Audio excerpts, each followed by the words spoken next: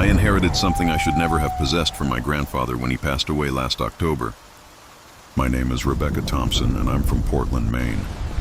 I'd always known he owned some remote property deep in the Appalachian Mountains of West Virginia, but I'd never once visited it.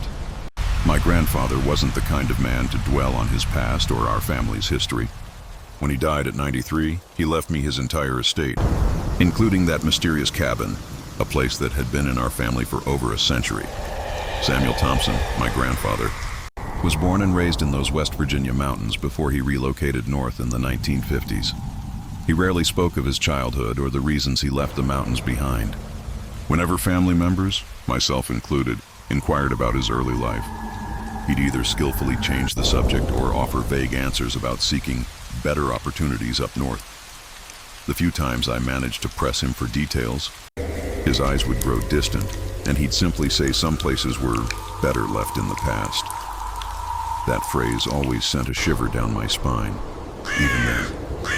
The lawyer handling the estate informed me the cabin sat on 47 acres of heavily forested land in a hollow named Serpent's Gap. Roughly 30 miles from the nearest town, there was no electricity, no running water, and the only access was a dirt road that became impassable during heavy rain or snow.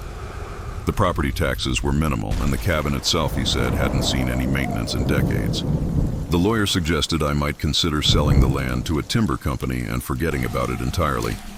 But something about inheriting this mysterious piece of my family's past utterly captivated me. I was between jobs at the time, having recently completed a contract with an environmental consulting firm, so I decided to drive down to West Virginia to see what my grandfather had truly left me. Perhaps I could fix up the cabin and transform it into a retreat, or maybe I'd discover it was utterly worthless and just sell it off. Either way, I felt a deep, undeniable need to explore this hidden chapter of my family's history. The drive from Maine to West Virginia spanned 2 days.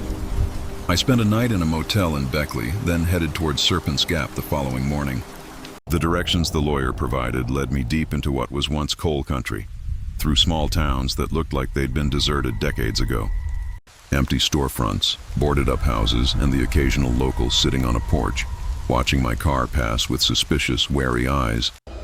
The dirt road leading to the cabin was barely wide enough for my Honda Civic. Tree branches scraped against both sides of the car as I navigated my way up into the mountains, following a creek that grew progressively narrower and more overgrown with each passing mile. After about 40 minutes of careful, tense driving, I finally glimpsed the cabin through the trees. My initial impression was that the place was in far better condition than I had anticipated.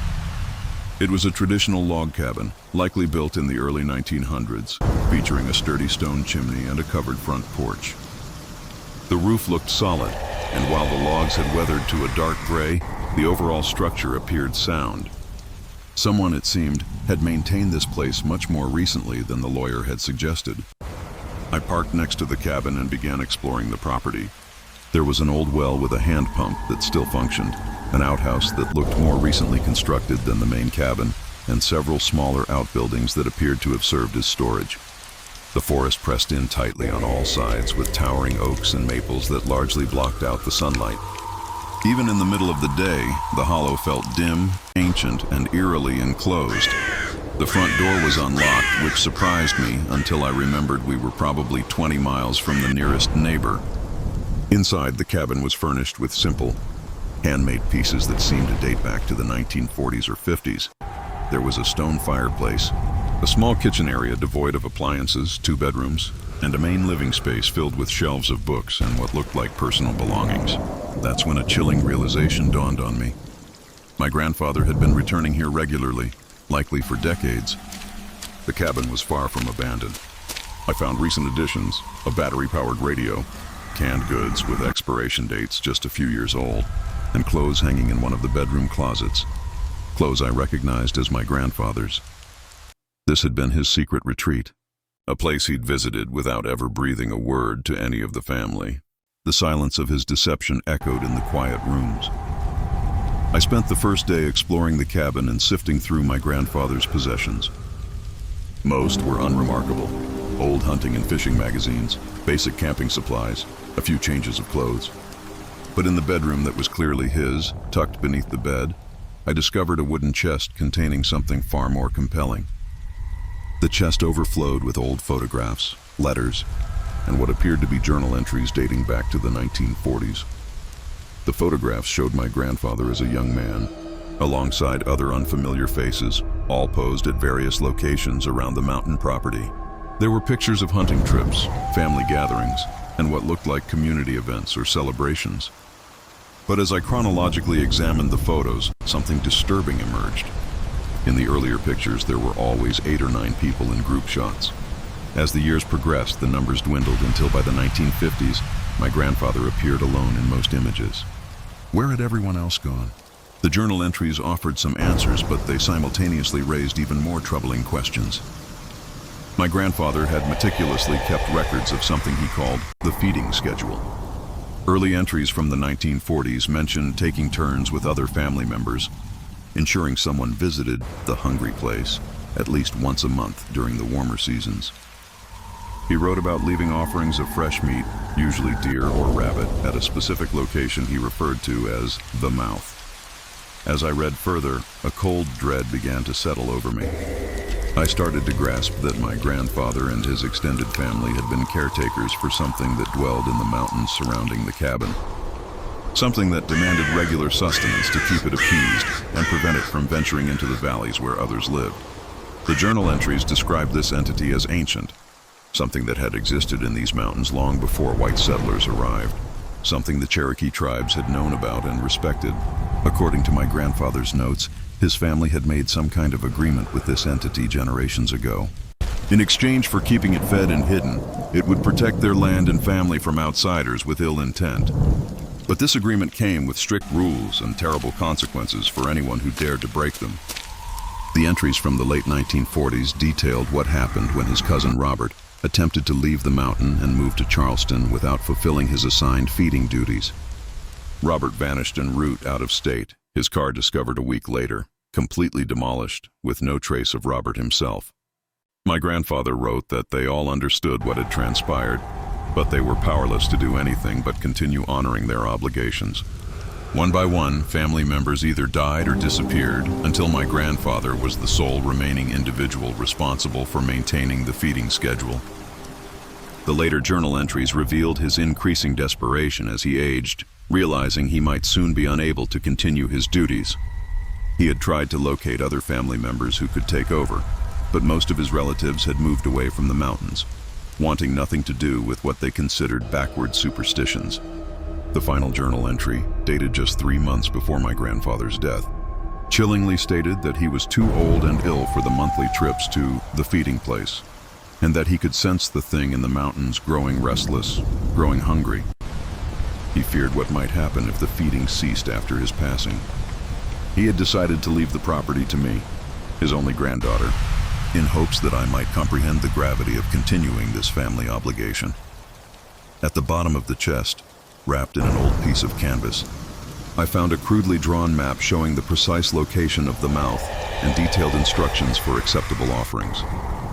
According to my grandfather's notes, the feeding place was a natural cave opening about 2 miles up the mountain from the cabin, concealed within a grove of dead trees where nothing else would grow.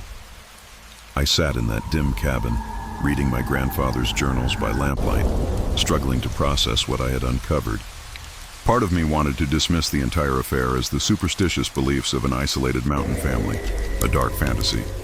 Yet another part, a growing sense of dread deep in my stomach, couldn't ignore the undeniable fact that my grandfather had maintained these rituals for over 60 years, long after he had moved away and built a new life in Maine. He had never spoken of it to anyone, but he had never stopped returning, never stopped feeding whatever lived in these mountains.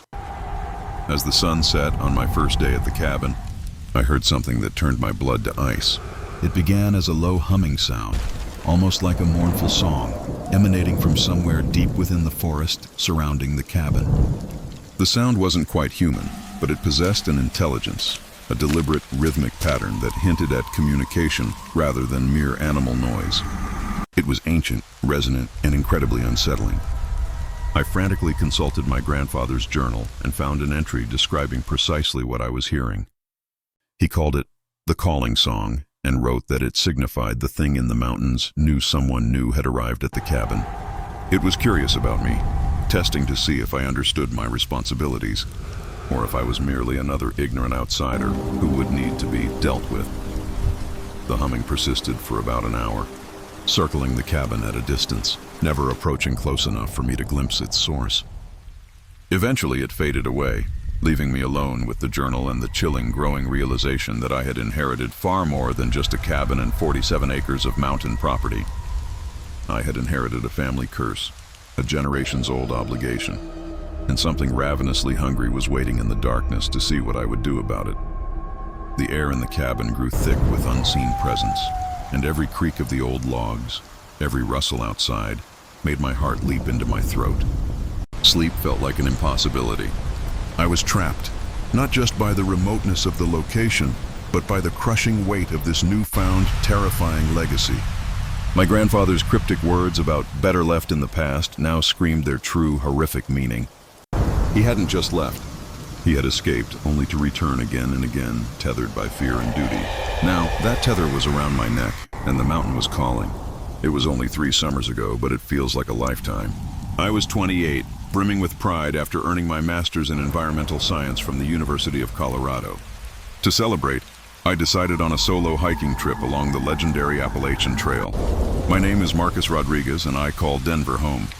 Having conquered countless challenging peaks in the Rockies, I truly believed the gentler, rolling mountains of the East Coast would be a welcome, relaxing change of pace.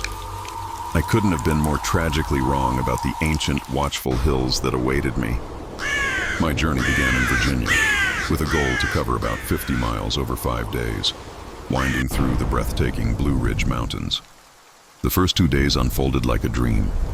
The trail was clearly marked, the weather was perfect, and I was making excellent time, easily averaging 12 miles a day.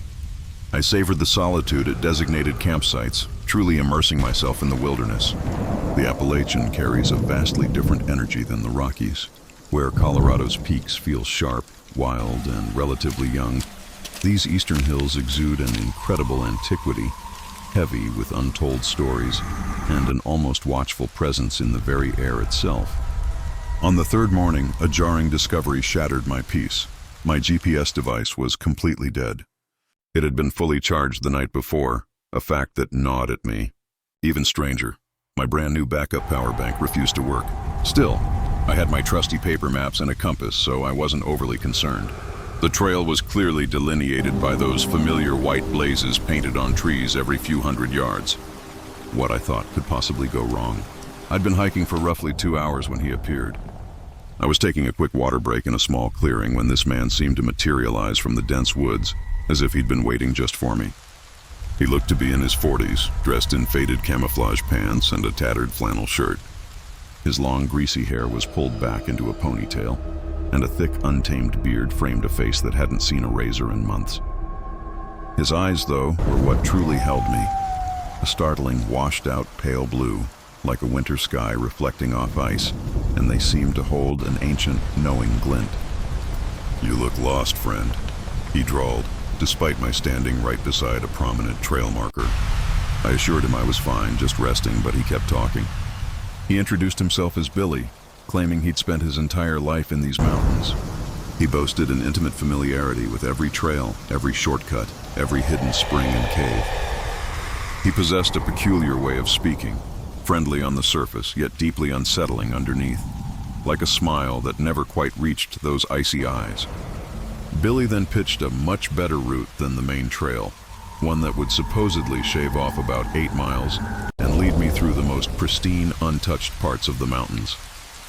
He insisted most hikers never truly saw the real Appalachian wilderness because they clung to the tourist paths. He offered to show me hidden waterfalls, ancient Native American sites, places where the mountain spirit still thrived. Every fiber of my being screamed at me to refuse. This man had materialized out of nowhere, miles from civilization, knowing I was alone. He was offering to lead me off a marked trail into a labyrinth where no one would ever find me if things went wrong. Yet, there was an almost magnetic sincerity in his enthusiasm, a deep love for these mountains that resonated with my own adventurous spirit. I'd always prided myself on being open to new experiences, on seeking the real wilderness. Looking back, I think what ultimately swayed me was the sheer intimacy of his knowledge. He could describe specific landmarks, name distant peaks I could see, and even warned me about a section of the main trail washed out by recent storms. When I cross-referenced his details with my map, everything he said checked out. He clearly was a local, intimately familiar with these mountains. So, against my better judgment, I agreed to follow his shortcut. The first hour of hiking with Billy was surprisingly pleasant. He led me off the main path onto what looked like an old logging road, now largely reclaimed by the forest. The trail, though faint, was still discernible, winding through dense stands of oak and maple. Billy proved to be an engaging guide, pointing out edible plants, identifying deer and bear tracks, and sharing fascinating stories about the area's history. He spoke of the old mountain families who'd inhabited these hollows for generations, their unique ways, and their inherent distrust of outsiders. He recounted chilling tales of the coal mines that had scarred these hills decades ago, mentioning how some abandoned shafts were so deep you could drop a stone and never hear it hit bottom. He casually added that people still vanished in these mountains every year, mostly city folks, who underestimated how easy it was to get completely turned around once off the marked trails. The irony of his words would soon become horrifyingly clear. As we ventured deeper into the wilderness, unsettling details began to surface. We'd been hiking for over 2 hours, yet we hadn't seen any of the landmarks Billy had promised. No waterfalls, no ancient sites, just an endless, homogeneous forest. When I questioned him, Billy claimed we were taking a longer route than planned due to recent landslides. Then I realized we weren't following any trail at all anymore. Billy was simply leading me through the dense woods, weaving between trees, scaling and descending ridges with no apparent destination. When I halted and asked to pinpoint our location on my map, Billy chuckled, asserting that maps were useless in this part of the mountains, the terrain changing too drastically with every storm. It was then I noticed we weren't alone. Initially, I dismissed it as paranoia, mere fleeting glimpses of movement in my peripheral vision, the faint snap of branches somewhere behind us. But as the afternoon wore on, a chilling certainty settled in. At least 2 other individuals were shadowing us through the woods, keeping just out of sight but matching our pace precisely. I confronted Billy, and his entire demeanor shifted. The mask of folksy charm completely dissolved, replaced by a cold, calculating intensity in those pale eyes. He explained his boys were merely ensuring we didn't run into any trouble, that these mountains could be dangerous for someone unfamiliar with them. When I pressed him on what kind of trouble, he offered a chilling, mirthless smile, saying, "There are all sorts of predators in these woods, and some of them walk on 2 legs." I immediately demanded we return to the main trail. He laughed, a short, sharp sound that sent shivers down my spine, asking if I even knew which direction that was. I looked around and he was right. We had trekked for hours through thick forest, the sun obscured by the dense canopy. My sense of direction was completely gone. Billy told me not to worry, that he and his boys would take good care of me. They had a nice camp not far ahead with hot food and cold beer. I could rest up, and in the morning they'd help me find my way back to civilization. The way he uttered "help me find my way back" sent a jolt of ice through my veins. I knew I was in grave danger. I was utterly alone in thousands of acres of wilderness with a man who had deliberately lured me away from any marked paths. And at least 2 others were stealthily tracking us.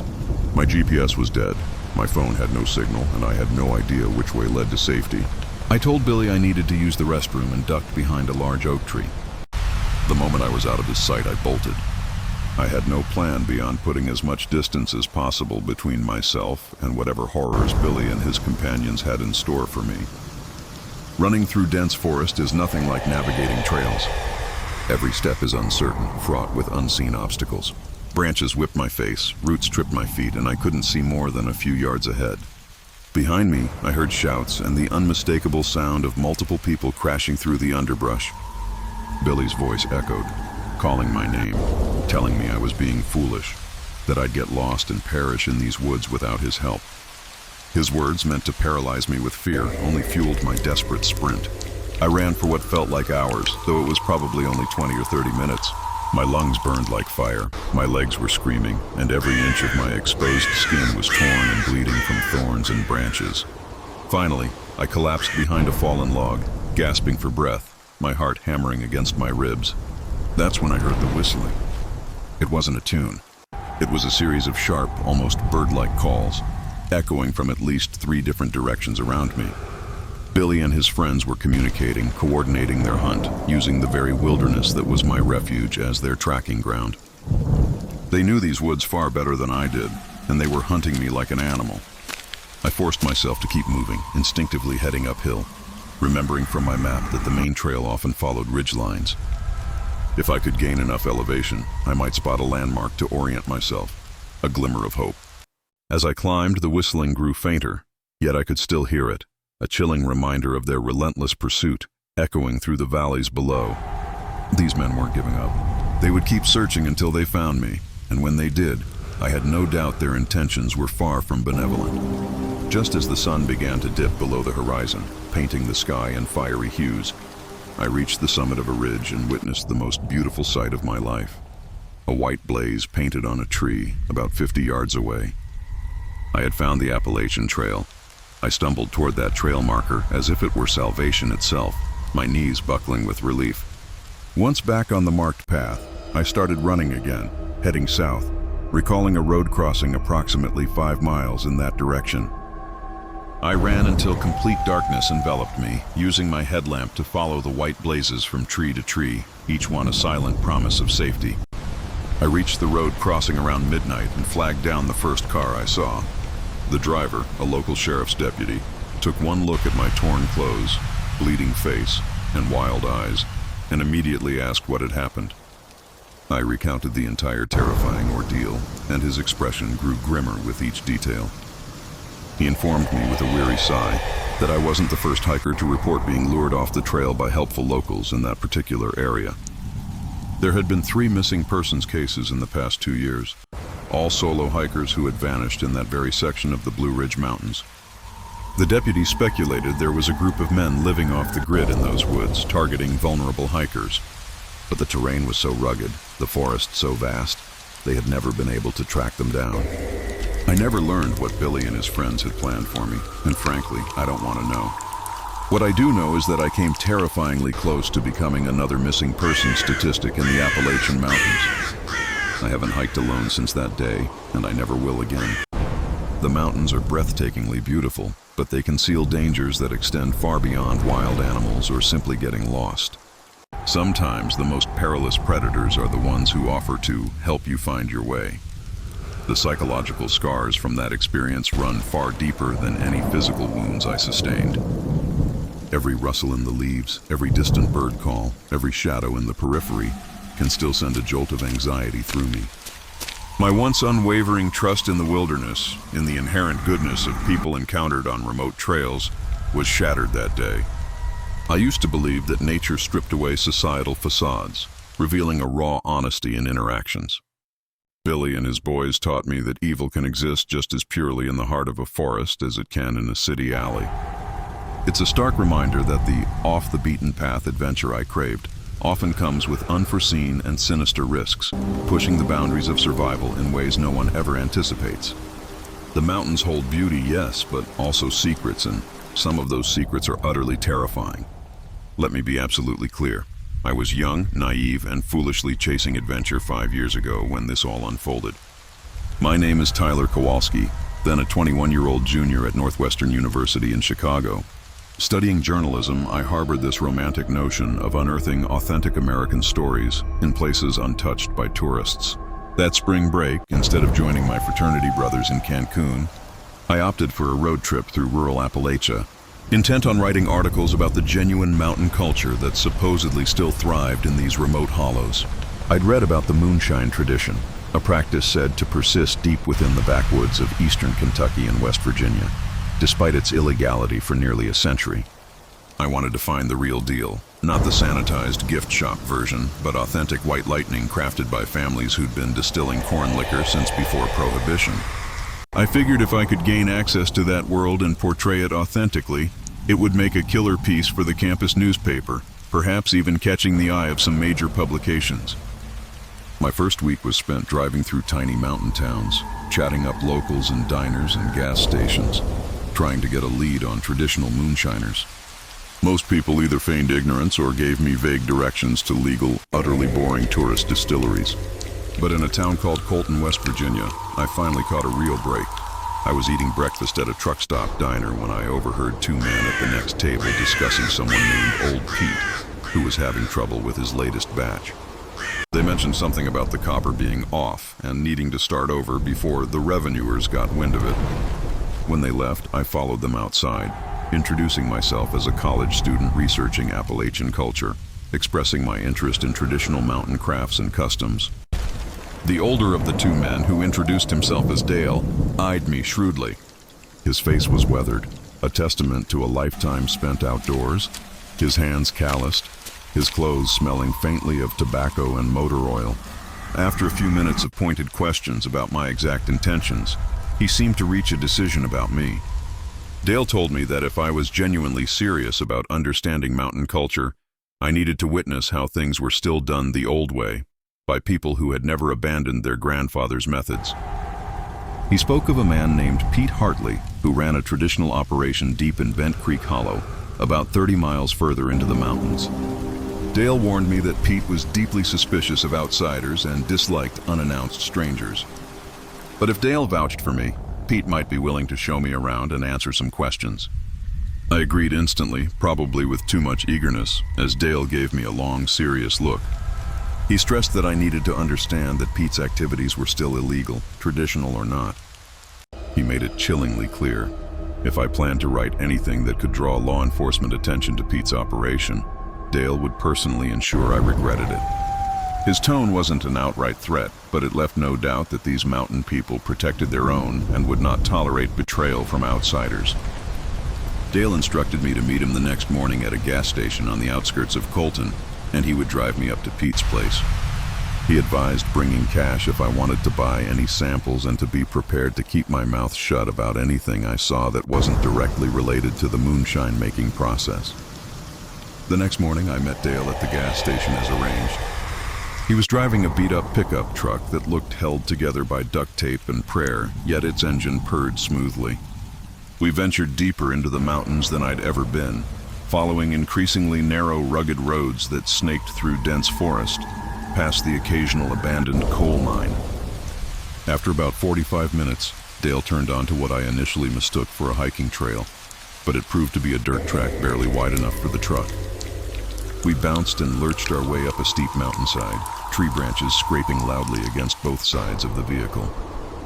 Dale explained that Pete's operation was tucked far back in the woods, miles from any main roads, where the smoke from his still would be invisible to anyone who might report it to the authorities.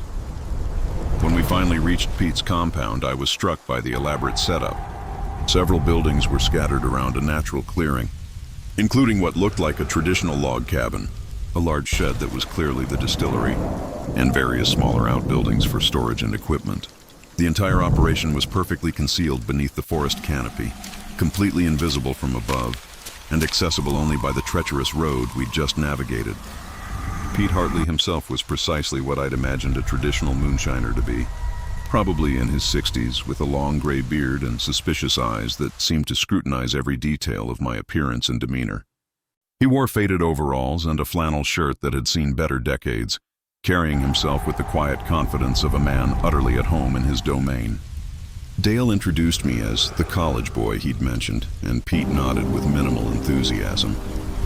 He agreed to show me around his operation and answer some questions, but he made it clear I was there as Dale's guest, and I shouldn't expect special treatment just because I was writing a school paper. From a historical and cultural perspective, the moonshine operation was fascinating. Pete employed methods and equipment passed down through his family for 4 generations.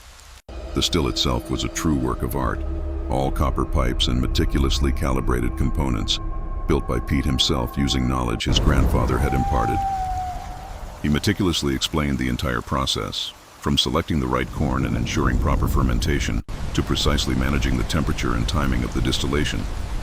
Pete was clearly passionate about his craft, taking immense pride in producing what he claimed was some of the finest white lightning in the entire region. He let me sample several different batches, explaining the subtle flavor distinctions resulting from variations in ingredients and technique. The moonshine was incredibly potent, far stronger than anything I'd ever tasted, and I felt it burn all the way down to my stomach. As the afternoon wore on, more people started arriving at Pete's compound. They came in pickup trucks and ATVs using the same rough road Dale and I had navigated. Pete introduced them as customers and friends, locals who'd been buying his moonshine for years.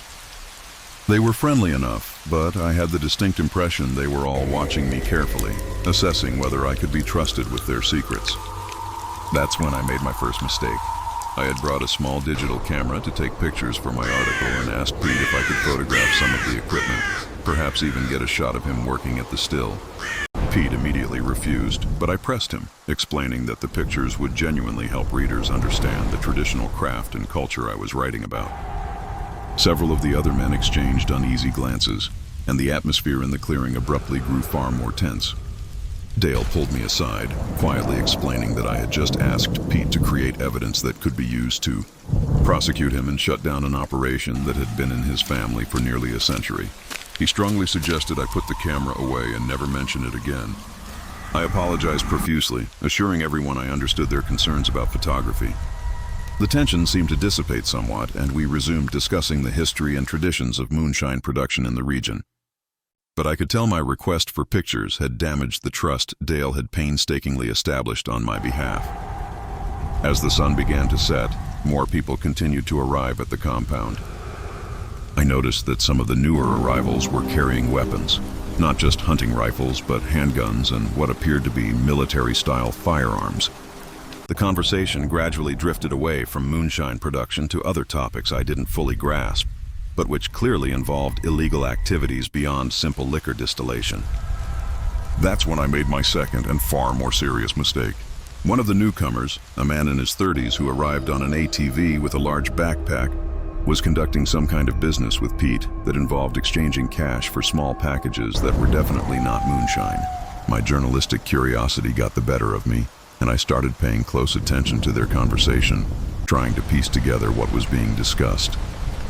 The man with the backpack noticed me listening and sharply asked Pete who I was and why there was a stranger at the compound during a business meeting. Pete reiterated that I was Dale's guest. Just a college kid writing about moonshine traditions. But the man was clearly unconvinced.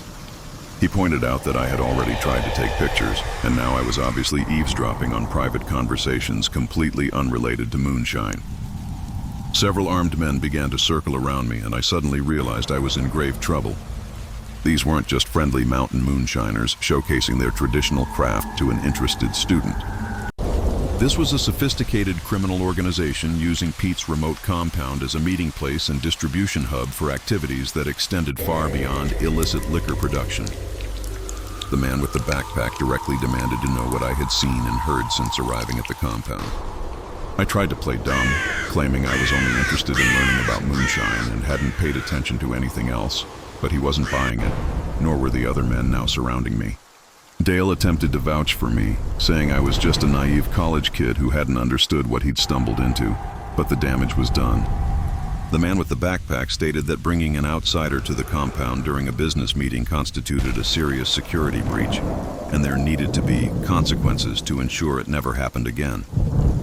That's when they produced the rope and the metal chair, and I realized I was about to become an object lesson in what happens to people who see too much in these mountains. Pete looked genuinely regretful about what was to transpire, but he made no move to intervene. Dale merely shook his head, reminding me he had warned me to keep my mouth shut about anything that wasn't directly related to moonshine. The next few hours were the most terrifying of my entire life, but miraculously I survived, and I never wrote that article about traditional moonshine culture in the Appalachian Mountains. Some stories, it turns out, are simply not worth telling. The details of my release remain hazy, a blur of fear and a chilling understanding that my life was spared only as a favor to Dale, and perhaps because the man with the backpack had decided I wasn't worth the trouble of making disappear completely. I don't remember the drive back to Colton, only the overwhelming relief when I finally saw streetlights, and the absolute certainty that I would never again actively seek out authentic American stories in places where they are guarded with such brutal intensity. My romantic notions of journalism shattered, replaced by a profound respect for the unspoken rules of these remote communities and a lingering terror of what I had glimpsed. I changed my major the following semester, the lure of truth-telling now shadowed by the memory of a rope and a metal chair. Even now, years later, the smell of wood smoke or the distant rumble of an old pickup truck can send a shiver down my spine, a stark reminder that some secrets are best left buried in the mountains.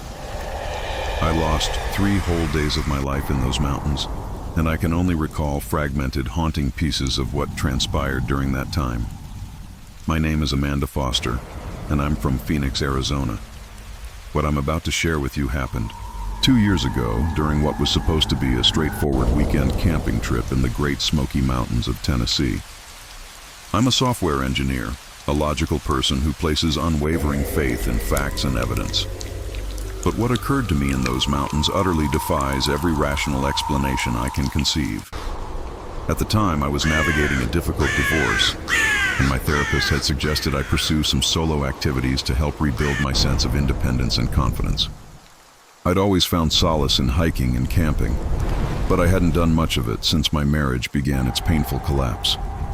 So I decided to take a long weekend, driving from Phoenix to Tennessee to immerse myself in the wilderness, exploring areas I'd never seen before.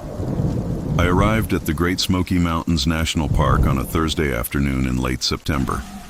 The fall foliage was just beginning its vibrant transformation, and the weather was absolutely perfect for hiking and camping.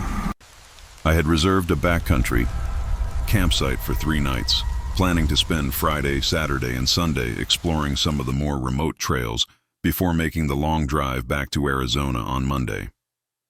My campsite was situated about 4 miles from the nearest trailhead, accessible only by hiking through dense forest along a narrow mountain path. I'd been backpacking for years and was perfectly comfortable with isolation, but I'd never camped quite this far from civilization before. The nearest other campers were at least 2 miles away, and I saw no one else on the trails throughout the entire day. That Thursday evening, I set up my tent, cooked dinner on my camp stove, and settled in for what I anticipated would be a peaceful night under the stars. I distinctly remember sitting by my campfire around 9:01 p.m., reading a book and enjoying the ambient sounds of the forest. The last clear memory I possess from that first night is checking my watch at 9:47 p.m. and contemplating an early turn-in to get a jump on hiking the next morning. The very next thing I remember is waking up on Sunday afternoon in a completely different location. I was lying on bare ground in a grove of dead trees, roughly half a mile from my original campsite. My tent, my backpack, and all of my gear were utterly gone. I was still wearing the same clothes I'd put on Thursday morning, but they were filthy and torn in several places. My hiking boots were missing and my feet were cut and bruised as if I'd been walking barefoot over rough terrain for hours. When I checked my watch, it read 3:30 p.m. on Sunday. I had lost nearly 3 full days with absolutely no recollection of what had transpired. My mouth was parched. I was incredibly hungry and felt profoundly weak, as though I hadn't eaten or had sufficient water in days. Yet the strangest part was that I didn't feel like I'd been unconscious or ill. I felt alert and aware, just utterly bewildered about my location and how I'd arrived there. I immediately attempted to retrace my steps back to my campsite, but nothing looked familiar. The grove of dead trees where I'd awakened was unlike anything I'd seen during my hike-in on Thursday. All the trees in the area appeared to have died recently. Their bark was black and peeling, and nothing grew on the forest floor beneath them. Even more disturbing, the trees seemed to have died in a perfect circle, with healthy, vibrant forest encircling the dead zone on all sides. In the center of the grove, there was a natural depression in the ground that resembled a shallow crater. The soil was dark and possessed an oily texture that didn't seem natural. When I knelt to examine it closer, I caught a chemical, unpleasant odor, like sulfur mixed with decaying vegetation. Carved into the largest of the dead trees were symbols I didn't recognize. They weren't letters or numbers, but intricate geometric patterns deeply incised into the bark with some kind of sharp tool. The cuts looked fresh, some still oozing sap, despite the tree itself appearing months dead.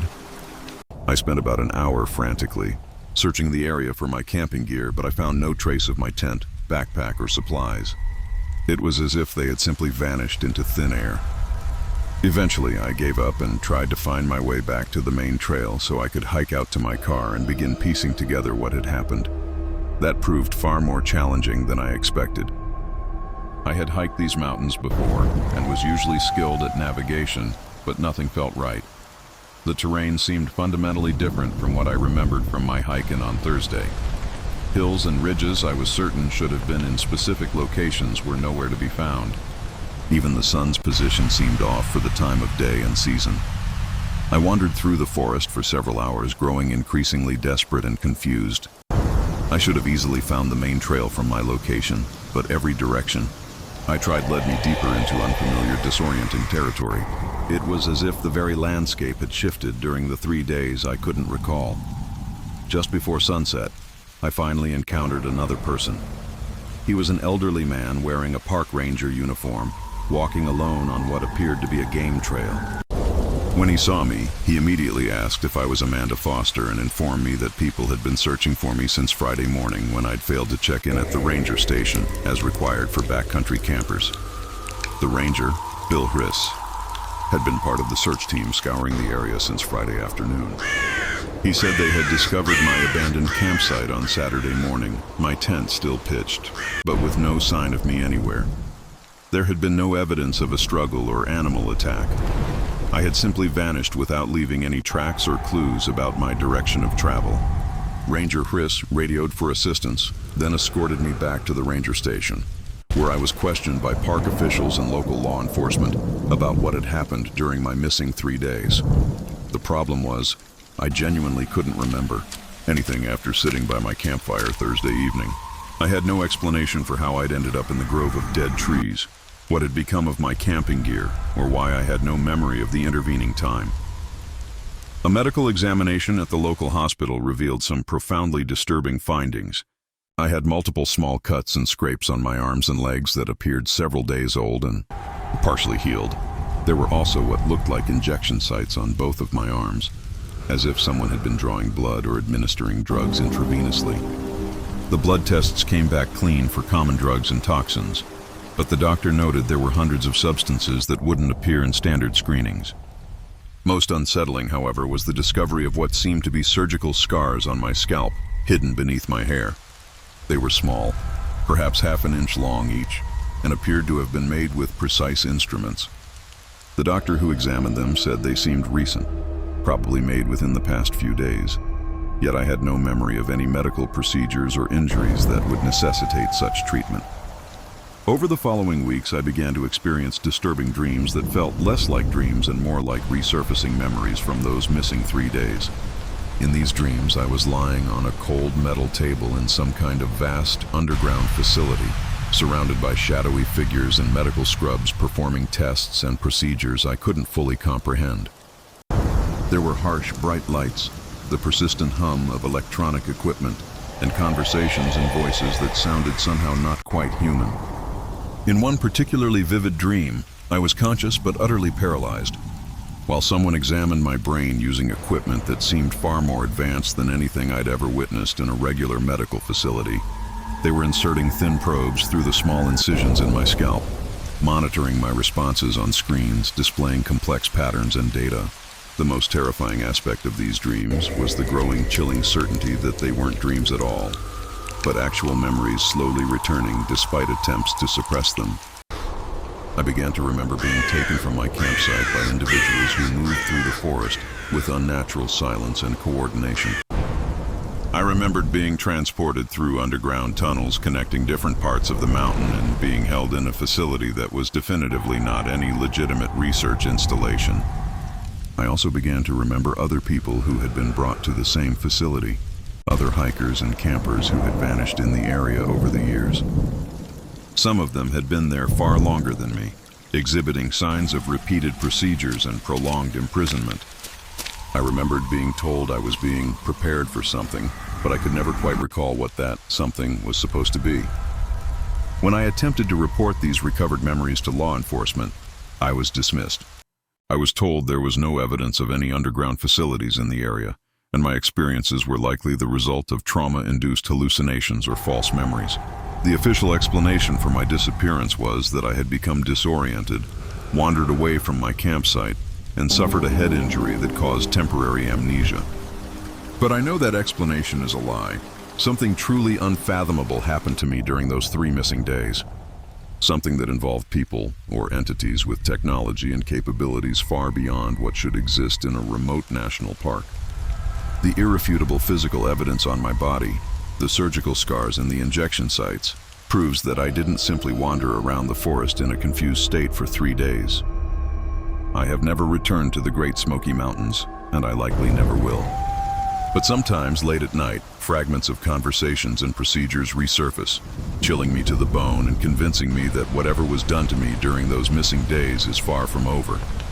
This experience has irrevocably altered my life, transforming a once logical, grounded individual into someone constantly looking over her shoulder.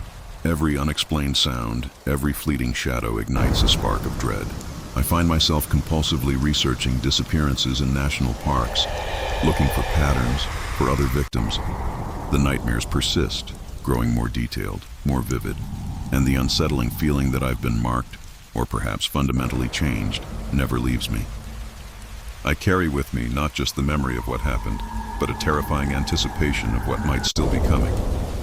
They may have tried to erase those days, but they didn't succeed entirely, and I live with the unsettling truth that I am merely waiting for the other shoe to drop, for what that something was supposed to be to finally reveal itself. I had it all: GPS, a satellite phone, every piece of cutting-edge gear imaginable.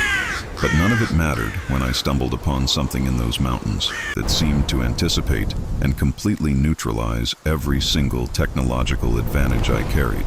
My name is Michael Chang. I'm from San Francisco, California, and I've spent over 15 years dedicating my life to wilderness survival and backcountry navigation. I've led countless training courses, rigorously tested outdoor equipment, and explored some of the most untouched corners of North America. Yet, what unfolded in the eastern Tennessee mountains last fall didn't just challenge my skills, it fundamentally shattered everything I believed about survival in the modern age. I was there under contract for a major outdoor equipment manufacturer, tasked with putting their newest line of high-tech survival gear through the most extreme wilderness conditions. This wasn't just any equipment. It was military-grade, a GPS unit with satellite connectivity, an emergency beacon boasting global positioning, a thermal imaging scope, night vision goggles, and a satellite communicator designed to keep me connected from literally anywhere on Earth. My mission was to spend 2 solitary weeks deep within the Cherokee National Forest, pushing each device to its absolute limits in real-life survival scenarios, meticulously documenting its performance for potential military and civilian use. I'd chosen a location more than 20 miles from the nearest road, accessible only by a grueling hike through impossibly rugged terrain, steep ridges, dense forest, and numerous stream crossings. My topographic maps and satellite imagery confirm no established trails, no designated camping areas, and no human activity for decades. It was the perfect isolated crucible for high-tech survival equipment.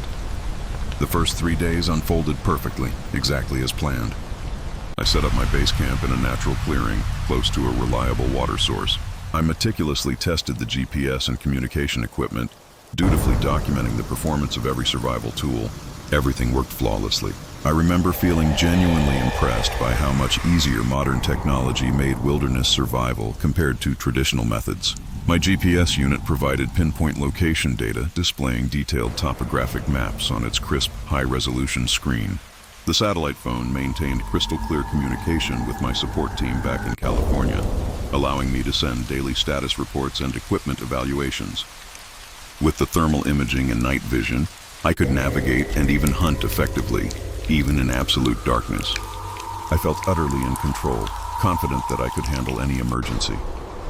That unshakable confidence lasted until the 4th night. I awoke to an unsettling silence, a palpable void where the soft hum of electronics usually existed. Every single piece of electronic equipment had simultaneously died. My GPS unit was completely lifeless, its screen black despite showing a full battery charge just hours before. The satellite phone refused to power on, and when I pulled out and reinserted the battery, it displayed error messages I'd never encountered, messages that weren't in any manual I'd ever read. The thermal scope and night vision goggles were equally unresponsive, showing only static or completely black screens. My immediate thought was powerful electromagnetic interference, a solar storm perhaps, or military testing. But then I checked my backup mechanical devices, my compass and altimeter. They were malfunctioning too, in ways that simply defied scientific explanation. The compass needle spun wildly, never settling on a consistent direction. The altimeter readings jumped thousands of feet within minutes, even though I hadn't moved an inch in elevation. Even my mechanical wristwatch had stopped, frozen eerily at 3:17 a.m., precisely when I first noticed the failures. I spent the entire morning desperately trying to troubleshoot the problems. I checked batteries, connections, settings, everything according to the manufacturer's instructions. Nothing worked. It was as if something was actively interfering with both electronic and mechanical devices, employing methods far beyond any natural phenomenon I could comprehend. Without GPS or communication, I was truly stranded in one of the remotest parts of the eastern United States. But I'd faced similar situations before, relying only on traditional methods, and I was confident I could navigate back to civilization using natural landmarks and basic orienteering. That confidence evaporated when I realized the landscape itself seemed to be subtly shifting around me. The clearing where I'd made my base camp was still there, and the stream flowed nearby, but the surrounding terrain looked different. Hills and ridges I had meticulously noted on my maps were no longer in their correct positions relative to my campsite. The stream flowed in a different direction than I remembered. Several distinctive rock formations I'd used as navigation points had simply vanished or moved. I tried to rationalize it, convincing myself I was disoriented by the stress of my equipment failing. But when I climbed to the highest point nearby for a better view, I could see it clearly. The entire landscape was subtly but definitively different from what my maps indicated should be there. Even more disturbing was the creeping realization that I was being watched. It began as just a feeling, that unsettling sensation of being observed from the surrounding forest. As the day wore on, I started catching fleeting glimpses of movement in my peripheral vision, always just at the edge of sight, always vanishing the instant I turned my head. By evening, I was absolutely certain I was being stalked by something that was deliberately staying hidden, monitoring my every move. Whatever it was, it moved through the forest with utter silence, never rustling a leaf or snapping a twig, never making a sound that would betray its presence. Yet, I could sense it circling my campsite at a distance, its unseen gaze fixed on me. That night, gripped by an unsettling dread, I decided to use my night vision goggles one last time, hoping to finally identify my stalker. But when I powered them on, instead of the familiar green-tinted view of the forest, I saw something that utterly defied explanation. The landscape still appeared normal through the device, but there were additional elements, completely invisible to the naked eye. I could see what looked like structures, intricate geometric patterns and artificial constructions that seemed to occupy the same space as trees and rocks, yet were somehow separate from the natural environment. Even more disturbing were the figures appearing in the night vision display. There were at least a dozen humanoid shapes moving through the forest around my campsite, but they were not quite human. They were too tall, too thin, and they moved in ways that suggested their joints and limbs didn't function according to any normal anatomy. When I quickly removed the goggles and looked with my naked eyes, I saw only the normal forest. But when I put them back on, the strange structures and figures were still there, apparently existing in some spectrum of reality, only visible through the modified electronics of the night vision system. It hit me then. My high-tech equipment hadn't simply malfunctioned due to electromagnetic interference or a random failure. Something had deliberately modified the devices to show me things that existed alongside our normal physical world, but were usually beyond human perception. The entities stalking me weren't just observing. They were manipulating my equipment, demonstrating their technological capabilities, communicating that they were far more advanced than anything human science had ever conceived. Over the next few days, the manipulation of my equipment grew more sophisticated, more clearly intentional. My GPS unit began displaying locations that didn't exist on any earthly map, showing coordinates that placed me on other continents or even other planets. The satellite phone received calls from numbers with far too many digits, transmitting voices speaking in languages that sounded utterly non-human. Most unsettling was when the thermal imaging scope began to show the heat signatures of these entities. They appeared not as the familiar human or animal heat patterns I was accustomed to, but as complex, constantly shifting geometric patterns, suggesting these beings existed in dimensions or states of matter that human technology could only partially detect. I tried to leave the area multiple times, but each attempt only resulted in me becoming more hopelessly lost and disoriented. The terrain continued to shift around me, familiar landmarks appearing and disappearing with no discernible pattern. My compass and GPS gave contradictory information, sometimes indicating I was moving in circles, sometimes suggesting directions that simply didn't exist on any topographic map. After a week trapped in this impossible landscape, I finally encountered one of the entities directly. It approached my campsite just before dawn, moving with that fluid, silent grace I'd observed through the night vision. Up close, it was undeniably not human, though it maintained a roughly humanoid shape. It stood over 7 feet tall, with proportions that were subtly wrong in ways that made it deeply uncomfortable to look at directly. The entity didn't speak, but it communicated with me somehow, a profound, nonverbal understanding. It conveyed that I was being tested, evaluated to determine humanity's readiness for contact with technologies and forms of existence far beyond our current understanding. My modern survival equipment, it indicated, had been repurposed as interfaces for this testing, allowing them to observe how I would react to phenomena that challenged my most fundamental assumptions about reality and technology. The entity then indicated I was free to leave, but that my equipment would continue to function differently, occasionally providing glimpses of this larger reality that existed alongside our normal human world. When I finally found my way back to civilization 2 weeks later, exhausted and profoundly changed, I discovered that my satellite phone had been transmitting my location accurately the entire time, according to my support team in California. From their perspective, I had simply been camping in the predetermined location and had maintained regular contact throughout my stay. But my equipment still sometimes shows me things that should not exist. And I now understand that human technology is far more primitive than we truly realize. The glitch in reality, the echoes of those 2 weeks in the Tennessee mountains haven't faded. They've become an indelible part of who I am.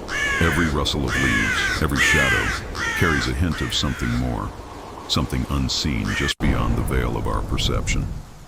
My meticulously organized world, built on logic, science, and empirical evidence, was fractured, revealing a profound and terrifying truth.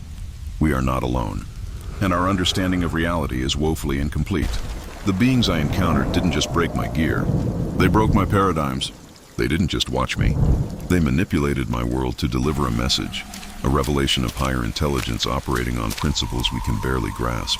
What does it mean for humanity when our most advanced tools are mere toys in the hands of another species, repurposed to showcase a reality we are incapable of perceiving unaided? It means our hubris is vast, and our true place in the cosmic order is far more humble than we've dared to imagine. Now, every time my GPS flickers or my phone distorts, I'm not just seeing a malfunction. I'm catching a glimpse of the vast, intricate, and deeply unsettling truth that lies just beneath the surface of our mundane existence. A truth that continues to haunt and redefine my understanding of everything. Growing up, I used to think my Appalachian grandmother's tales were just charming mountain folklore. It wasn't until 2 years ago that I experienced the terrifying truth firsthand. My name is Kevin O'Brien, and I hail from New Orleans, Louisiana. What unfolded in the mountains of Southwest Virginia proved, beyond any doubt, that some old legends are rooted in a horrifying reality.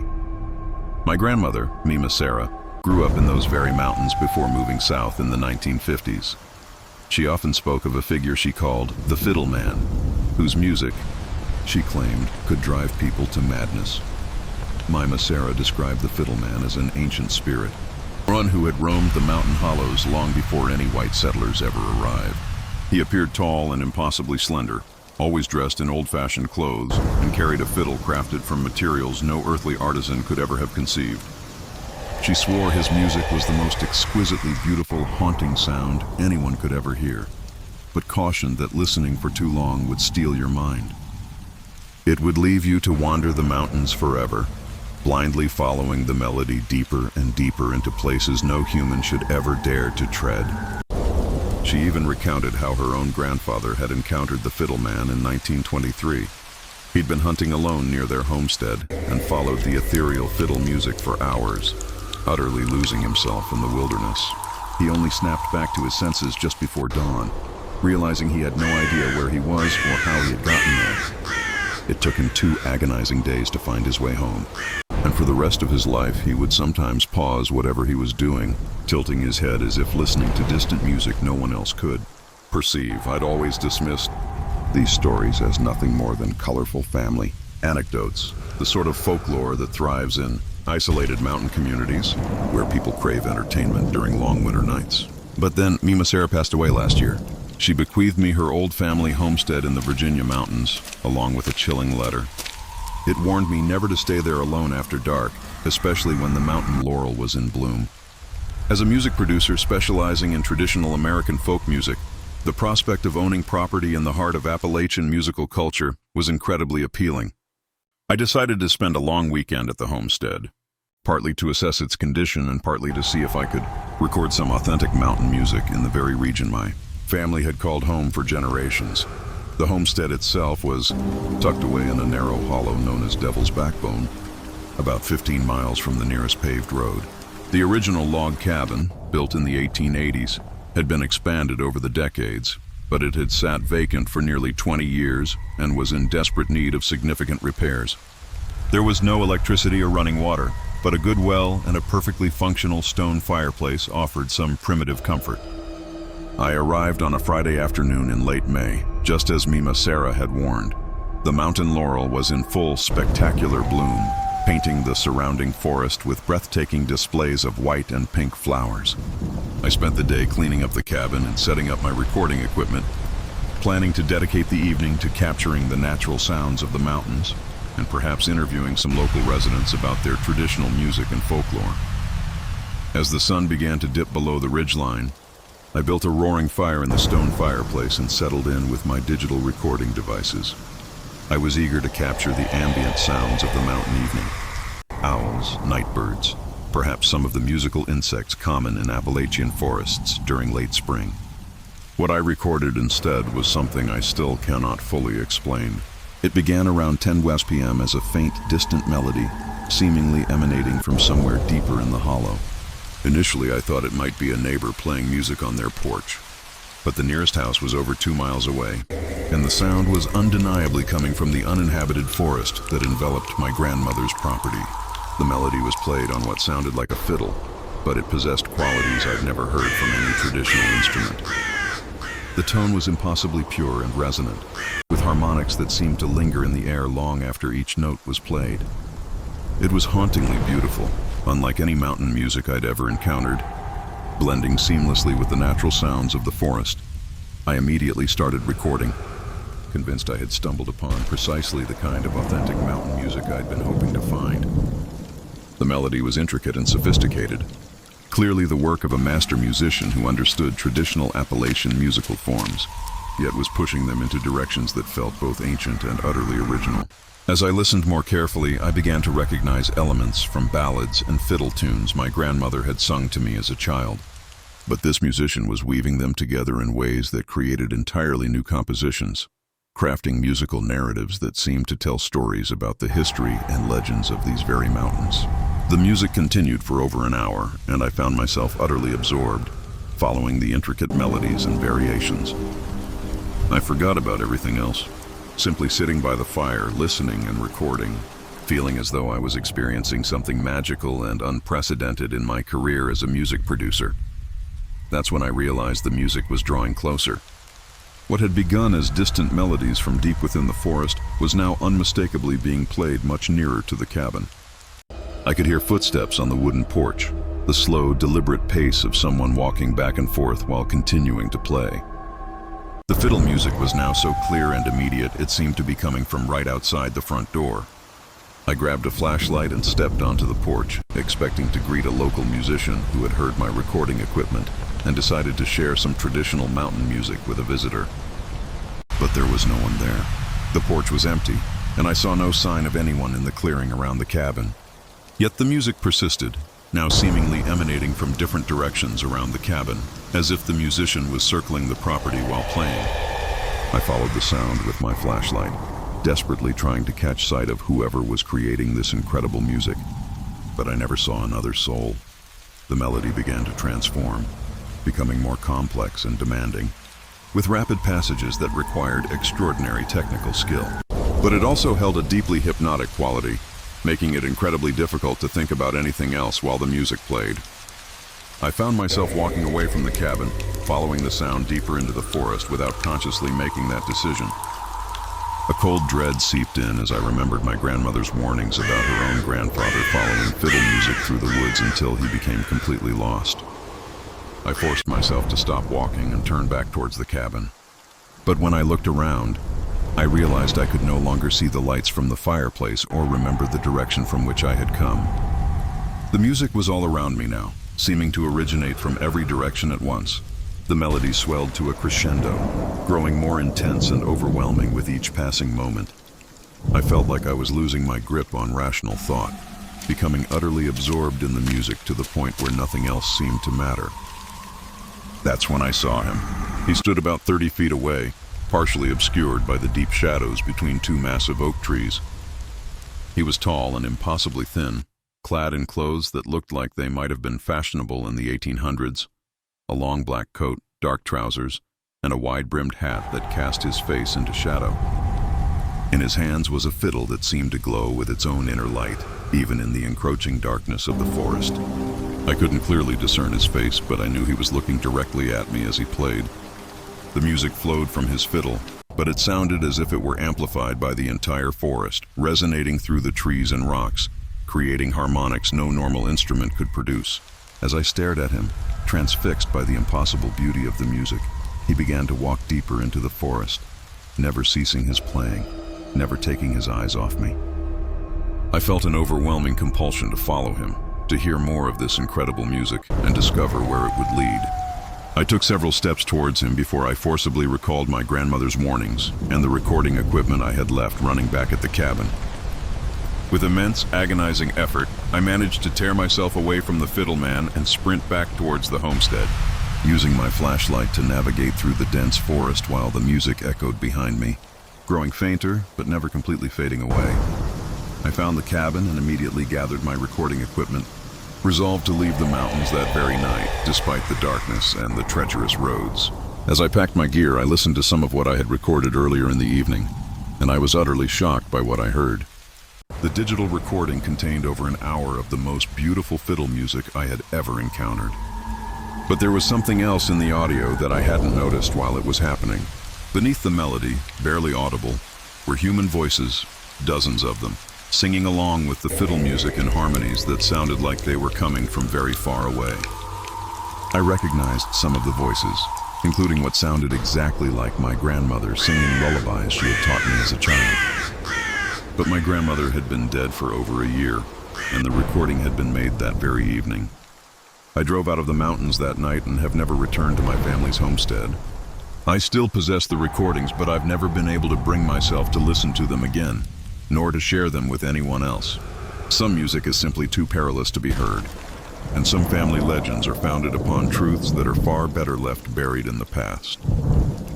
The chilling encounter with the fiddle man shattered my comfortable, rational world. I'd always approached folklore as an interesting academic pursuit, a cultural curiosity. But that night, the spectral melodies transformed a quaint tale into a living, breathing terror. The experience left an indelible mark, a constant awareness that the veil between our world and something ancient, something unspeakable, is far thinner than we care to believe. It also instilled in me a profound respect and perhaps a healthy fear for the stories passed down through generations. My grandmother's warnings weren't just the ramblings of an old woman. They were echoes of survival, whispers of profound truths from a time when the mountains held secrets both beautiful and deadly. Now every melody I hear, especially one echoing in the quiet hours, holds a new, unsettling resonance, a reminder that the most captivating music can sometimes be the most dangerous. As a geologist, it's in my nature to be curious, especially when an unexpected discovery presents itself. And that's precisely what happened when I first saw the entrance to that mine. I'm Dr. Patricia Williams, originally from Boston, Massachusetts, though my work often takes me far from home. What I ultimately uncovered deep within those abandoned mine shafts in the mountains of eastern Kentucky, well, it's something that will forever echo in the chambers of my memory, haunting me until my dying day. My purpose for being there was routine enough. I was conducting a geological survey for a mining company. They were eyeing some old coal extraction sites, shuttered since the 1970s, hoping to reopen them. My job was to meticulously assess the structural integrity of the existing tunnels to determine if they could be safely expanded for modern mining operations. A straightforward task, or so I thought. I'd been working in the area for 3 weeks, mapping and photographing dozens of forgotten mine entrances, all scattered throughout the rugged mountainous terrain. Most were precisely what you'd expect from old coal mines: dark, partially collapsed tunnels extending a few hundred feet into the mountainside before becoming too dangerous or unstable for further exploration. But this particular mine was different. It stood out from the very first moment I laid eyes on it. The entrance was considerably larger than any of the others I'd surveyed, and it bore signs of far more recent activity than should have been possible for a mine supposedly abandoned for nearly 50 years. Fresh tire tracks marred the dirt leading up to the opening, and someone had clearly been at work, recently clearing away vegetation and debris that would have accumulated over decades of neglect. Most tellingly, electrical conduits snaked into the tunnel, suggesting someone had installed modern lighting and possibly other equipment inside. My initial assumption was that local authorities, or perhaps even the previous mining company, had been conducting their own safety inspections or environmental assessments.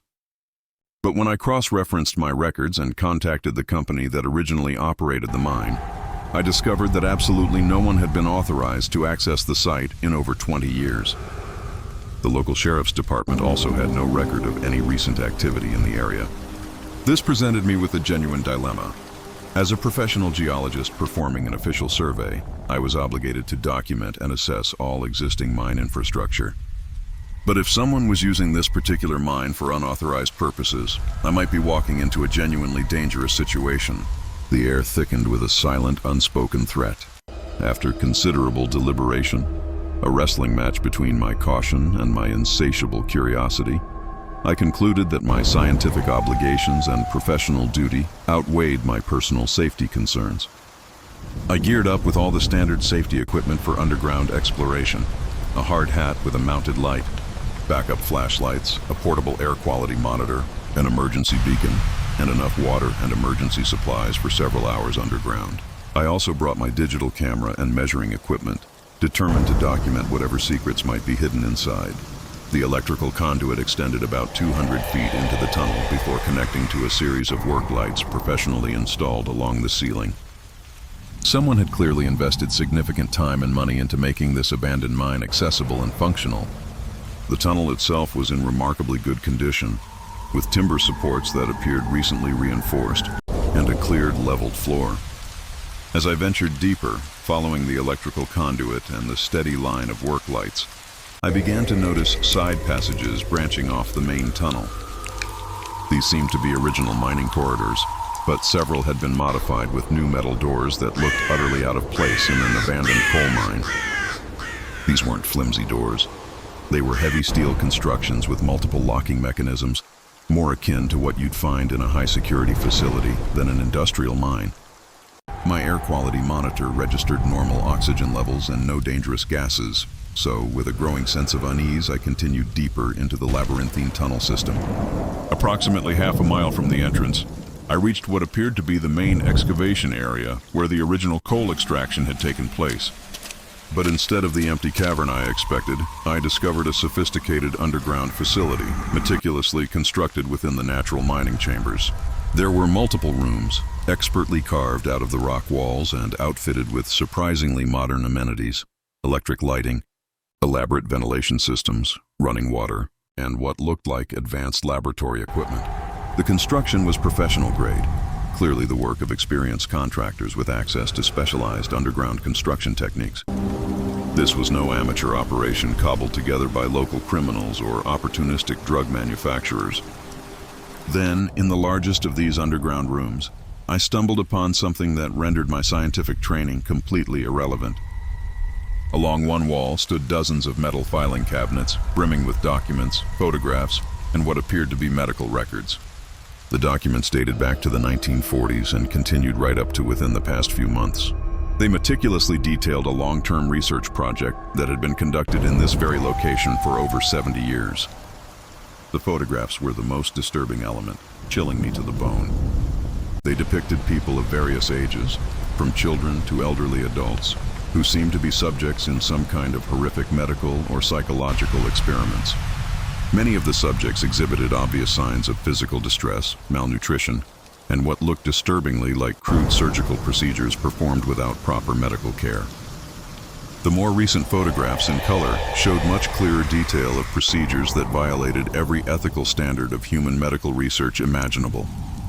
According to the documents, the research project had been initiated in the 1940s as part of a government program to study the effects of isolation, sensory deprivation, and various experimental drugs on human subjects.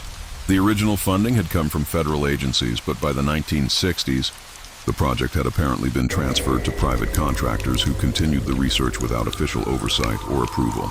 The subjects appeared to be individuals who, heartbreakingly, would not be missed by the outside world. Homeless individuals, runaway teenagers, and people with mental illness who had been institutionalized. Many files indicated subjects had been told they were participating in legitimate medical studies or job training programs. But once they arrived at the facility, they had been held against their will and subjected to procedures that could only be described as torture. The most recent files confirmed the project was still active, and new subjects were being brought to the facility regularly. There were detailed records of how subjects were recruited, transported to the mine, and processed through various experimental protocols. Many recent entries chillingly mentioned subjects acquired from hiking trails, campgrounds, and other outdoor recreation areas throughout the Appalachian region. I realized with a jolt of terror that I had stumbled upon irrefutable evidence of a decades-long criminal conspiracy involving kidnapping, human experimentation, and likely murder on a massive, unfathomable scale. I immediately began photographing as many documents as possible, attempting to create a comprehensive record of my horrifying discovery before reporting it to law enforcement. That's when I heard voices emanating from one of the side passages. My heart leapt into my throat. I quickly extinguished my headlamp and crouched behind one of the filing cabinets, striving to remain as silent as possible as the voices drew nearer. There were at least 3 people discussing schedules and procedures with the clinical, professional manner of individuals entirely comfortable with their monstrous actions. One of them mentioned needing to prepare for a new arrival who would be brought to the facility later that evening. They debated which experimental protocol would be most appropriate for this particular subject and the optimal dosage levels for the drugs they planned to administer. They spoke of human beings as if they were laboratory animals, with no recognition that they were planning to torture and likely kill another person. The voices came from a passage leading deeper into the mine, towards areas I had not yet explored. I realized there were likely additional rooms and facilities beyond what I had already discovered, and that current victims might be held in those areas right now. I was confronted with an impossible choice, a terrifying moral quandary. The rational course of action would be to immediately leave the mine, drive to the nearest town with cell phone coverage, and contact federal law enforcement agencies about my discovery. But if people were being held captive in the deeper parts of the mine, they might be moved or killed before authorities could organize a rescue operation. I decided then and there to try and gather more information about the current situation before leaving to contact law enforcement. I waited until the voices faded, then carefully made my way toward the passage where I had heard them talking. The electrical conduit continued in that direction, confirming additional facilities deeper in the mine. What I found in those deeper chambers was worse than anything I could have imagined. There were holding cells containing people in various states of physical and psychological distress. Some appeared drugged or sedated. Others were conscious but showed undeniable signs of prolonged abuse and malnutrition. All of them had identification numbers tattooed on their arms, as if they were inventory in some kind of human warehouse. The individuals running this facility had transformed an abandoned coal mine into a sophisticated underground prison where they could conduct illegal human experiments without any risk of discovery by outside authorities. They had been operating for decades, perfecting their insidious methods and expanding their capabilities, all while remaining completely invisible to the outside world. I knew, with every fiber of my being, that I had to document everything I could and then get out of there immediately to contact law enforcement. But as I was taking photographs of the holding cells, The chilling sound of footsteps behind me froze my blood. I had been discovered by whoever was running this nightmare facility. The next few minutes were the most terrifying of my life, a blur of adrenaline and desperate flight, but somehow I managed to escape from the mine and make it back to my vehicle. I drove straight to the FBI field office in Lexington, Kentucky, and handed over all the photographs and documentation I had gathered. The federal investigation that followed led to the arrest of 12 people and the rescue of 17 victims who had been held in the underground facility. But I know that what I discovered was just one small, horrifying part of a much larger, darker network of similar operations, likely hidden throughout the remote, forgotten areas of the Appalachian Mountains. Even now, months later, the images from that mine refuse to recede from my mind. The faces in those chilling photographs, the desperate eyes of the victims in their cells, the cold, clinical voices of their tormentors discussing human beings as if they were mere biological samples.